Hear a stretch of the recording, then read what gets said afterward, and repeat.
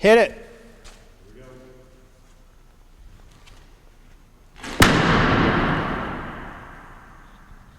Excellent.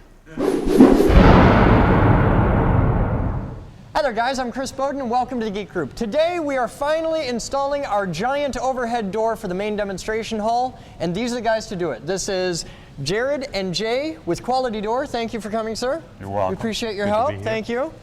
And you guys are the ones that are filling the hole. Yes. So this is a big deal. This is a major project. It is. It's a 12 foot wide, 14 foot high, 2-inch thick insulated overhead door with 5 feet of rise above the hole, right? Correct. Cool. See, man, I got it right. And we're going to film the process because this is there's a lot to this. It's not like we had ratty old wood and masonite doors in our last lab. So this is neat where it's all like punched and it's folded and there's seals and stuff. There's a whole process to it. So we wanted to get out the cameras and film this while you guys did it so that we could teach the kids at home how this works and all the stuff that goes into building an overhead door. Cool stuff. Cool. All right. Is there anything we should know as we get started? Well, we've assembled the bottom section, which is in place. Okay. We put the hinges on the top, the bottom fixtures on the Okay. bottom.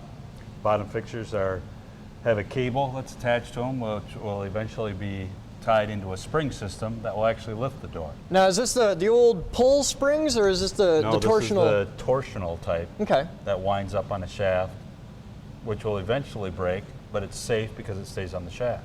The shaft will eventually break? The springs will break. Okay, they wear out? They wear out. Because steel is a crystal and eventually it's going to hit a fracture point and go. Correct. So by using a torsional spring, they put it on a shaft so that when it does break, it's all contained. It'll just and happen right there instead of the old style where they stretch out and it'd be a giant slingshot. And 99.9% of the time, it stays or it breaks when it's in the down position. Because that's when it's under all the load. Correct. Okay, cool. Is there anything else we need to cover before we get into it? Nope. We've All right. got the bottom section in place. We've got the 2 tracks. We've anchored them to the wall using a concrete sleeve anchor. And now we're ready to assemble the next section, the number 2 section, Okay.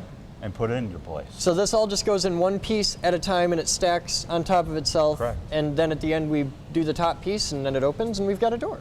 Yeah. Okay, it's probably a little bit more complicated than A that. little. But okay. Well, Yeah, that's well, the cool. basics. That's you can show us the complicated bits.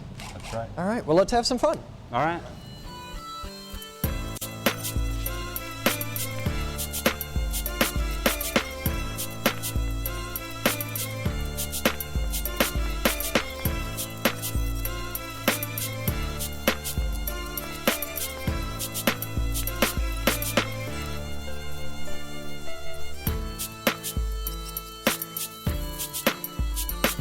All right. So we've got it. It's the end of the day, and we have a door. This is We got a beautiful. door. So let's take people through the whole thing, start to finish, and really cover all the basics. Okay. Show them what we got. So you want to know where we started? I want to know the whole process, start to finish. We can go back Sure. down if you want. We can talk about all the pieces and how they work. Let's Right. look inside the box, really show people what it is and how it works. Gotcha. Well, we started with the door, obviously, putting the door together, the panels, the hinges on the door, set the door in the opening, panel by panel, tracks to hold it to the wall, horizontal overhead tracks to carry it up and overhead, spring system to lift the door, because the opener actually doesn't do a whole lot of work. It's the springs that counterbalance the weight of the door. Okay. So we preset the tension on the springs to a specified amount by the manufacturer. So the springs transfer their torque force to the shaft, which transfers it to the cable drum, to the cable, to the door, lifting the door. Our opener is a 1/2 horsepower commercial grade opener, jack shaft type, runs off the spring shaft with a little jack chain. Electrically operated, 3-button station at the floor, open, close, stop, Okay. remote control. Yeah, we got a clicker. That's Yeah, cool remote controls. Hey, we've lived a long time. The previous lab we had manual doors and no clickers, and it's a stupid little thing, but it just makes your day better. Makes life easier. It does. Right. So we can operate it with the button on the wall, at the floor, or we can operate it with the clicker, Okay. with the remote. Let's have a look inside here and show people what it looks like inside and what the various parts are and all that If jazz. I had a screwdriver, I could open the cover and do that. you need to learn about the Gerber Ninja. This yeah. is a thing. The Gerber Diesel, okay? And the Gerber Ninja is definitely a thing around here. And Should what do you we go need? Straight this blade or way? Phillips head? There you go. Oh wow, we got all kinds of stuff here. Look at that. We'll tuck this out of the way. Okay. There's our main mother circuit board. Okay. Has So- many built-in features. Now come right on up in here and get a look. Now a lot of people at home are going to comment about this. These are the electric eyes that for some places require having these at the bottom as a safety feature. So if like a dog or a kid is running through the door stops. Here in this particular environment, we don't need them down there, so we put them up here where if we prove to need them in the future, we can just move these down for safety. But for now, because this door very rarely opens and it's only used for the big truck and loading and unloading, it's better to have them up here for this commercial application. This is what I really wanted to talk about that's neat, is this here. Can you go into detail as to how that works and what that assembly is with the micro switches? Sure. Threaded rod with little plastic nuts on the rod. As the door moves, there's a chain on this side connected to the mechanism that automatically moves this, and then these plastic nuts move back and forth on this threaded rod and hit little micro switches back here. And you'll see lights go on when I hit that switch. So this is connected rigidly to the door position. The door can't move without moving this chain over here. Correct. So that moves the rod, but these don't spin. Even though Correct. the rod is threaded, there's a little rail on the bottom that keeps these from spinning, so these are forced to move back and forth with the door. Right. And the limit switches control where, by moving this, you can control where the top or bottom stop is on the door. So this is how you actually change that, is by popping that out and spinning these around to get in position. Correct. Now what is this right here, this weird switch? This little dial here can put the opener in different modes. There's modes? Yes. Okay. For instance, the TS mode is a timer mode. So for instance, if we have it in TS mode, the door opens to a specified position, stops, activates the internal timer, which we can program to a set amount, Oh, wow. and then will automatically close after that time is up. That could be kind of handy.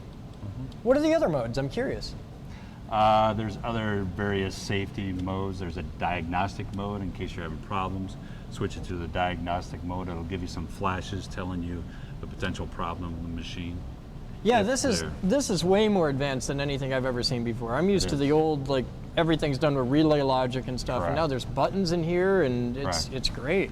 Yep, and you can open, close, and stop it. Yeah, right it's from got a the 3-button board. station right up here. Yep, it's got a radio learn button that we use to program the remotes with. What does MRT, mid, and TTC do? There's a mid-stop that can be set. So for example, it is now set to go all the way open, completely open. But we can program the board to have it stop at a specified amount, and the board will stop it. Okay. Then you go over to the wall station, hit open, and it'll continue all the way open. Okay. So you can have 2 stop positions for open. For instance, if you want to run cars in and out, but you don't want it to go all the way open, so all your heat blows out. So you have a car height door as opposed to a full height thing. Correct. Okay, cool. And then this basically works with the limit switches. The limit switches indicate where the door is. Correct. This is the brain for everything, and then down on the bottom, the motor, this is just the motor, and it goes Yeah. off to a pulley, and there's a spring Belt. clutch. Yep, there's a spring-loaded slip clutch. Okay, here, we'll get a shot of that. Let's come over and get a look at I the can clutch. move. Okay, here, we'll get out of the way.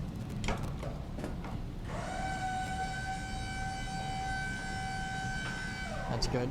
All right, so now out of the motor, the Yeah. first stop isn't into a chain.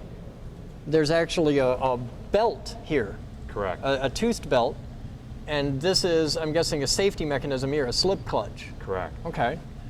Yep. So and it's set. We tested it for a specified force. Okay. We actually grab a hold of the door, and we get underneath the door, as if the door was coming down on an obstruction. Okay. This will slip for a short amount of time, stop, and reverse and open the door. Okay, so the door has, I'm guessing, current metering in here or something like that, where it doesn't. knows if the door stops? It actually has an RPM sensor, which is right over Ah, here. that's this. Okay, here, let's, that's neat. You can see it right here. This has a little LED switch down in there, and it counts these, so it knows how fast the door is going up and down. Correct. Okay, I didn't see that hidden down there. It was all black. That's cool. All right, now other things to see up on the controller. I don't know, I think that pretty much covers it, doesn't it? It does. Okay. That is basically the machine. I'll button this up for us. Now talk about the stuff coming down. There's a chain, like there's this. The electricians are going to come along and they'll install a conduit and all that jazz. Permanent outlet. The chain that goes here is our emergency disconnect.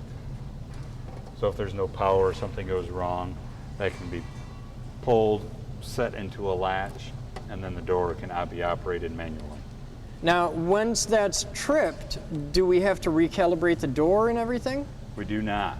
We do not, because everything will run through the opener as if it was connected. Ah, okay. So the limits will go right along as if it was connected. So it still knows where everything is, and we're still good knows in where that everything regard. is. So it doesn't matter where the door is when you reconnect it. Okay. It will be set Okay. in its original position. But I want to talk about the shape of the pulley's weird. It bells out at the side. I was wondering if there was a reason for that, and what it is. There is. The reason for the graduated pulley on here is because that spring needs to supply a certain amount of power as the door is coming vertically up. As it starts to come in the horizontal track, the door weight changes. Okay. So that's when it transfers to the flat part. So the spring will lose torque as the door transfers its weight into the horizontal So track. this is a variable torque drive done in the form of just a big pulley. Correct. Okay. So Correct. by having it at its largest, that's down at the bottom when it needs the most help. Correct. That's really cool. Yeah. Okay, now from there we go into the springs, which are coated in lithium grease, so I'm not going to touch them. But these, you had to preload these to manufacturer specifications, which is different for different door sizes. Correct. How do you do that? I'm guessing it's through these holes in the end? Yes, we use a cold rolled piece of steel that fits into those holes, about 2 to 3 feet long, so we can get enough leverage to actually apply the torque to the spring. So you torque it in, then tighten down the red. Yep. Okay. Tighten down the red, and they're red for a reason, so they don't get messed with. Okay. What about out in the middle here? I see this. Is this a specific thing, or is this just a joining between the two? It's a joining between the two. Because the end cable drums are keyed and set, we need to have some adjustment. So this is an adjustable center coupler. Okay. So our cables quite often aren't exact to the exacting measurement the same length. Okay. So we can adjust it here. Okay. Well, cool. What else should we talk about? Is there anything else to cover up here? That's about it. Okay. Well, let's head back down. All right. All right, so we got to hang out all day with Jay and Jared, the cool guys from Quality Door, who did an amazing job installing our giant new door here at the Geek Group's Leonard Street Labs. This door was installed specifically so that we can maintain awesome relations with our neighbors and be able to bring the big trucks of donations and equipment inside to be able to unload them. Because in past times, the previous tenants caused a lot of ruckus with the neighbors by making a lot of noise. So we had Quality Door come out and install a big giant door so we can do everything inside the room, even our big giant truck Dante. I want to thank Jay, sir, and Jared for coming out today and rocking out and taking us through the whole process so that we could share with you all of the intricacies in installing a big giant overhead door. I hope you guys had a lot of fun. I want to thank everybody for watching. Please remember to rate, comment, subscribe, donate, and call your mom. I'm Chris Bowden with the Geek Group. We'll see you next time. Thanks. Good work, Chris. Now we do this. Oh, yeah. And there's our fade out.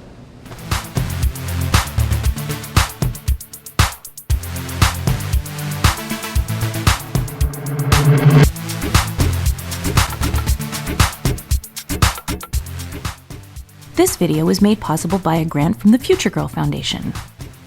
This video was made possible by thousands of private donations from members and viewers like you. Please visit thegeekgroup.org for more information on how you can donate and become a part of our dreams of Avalon.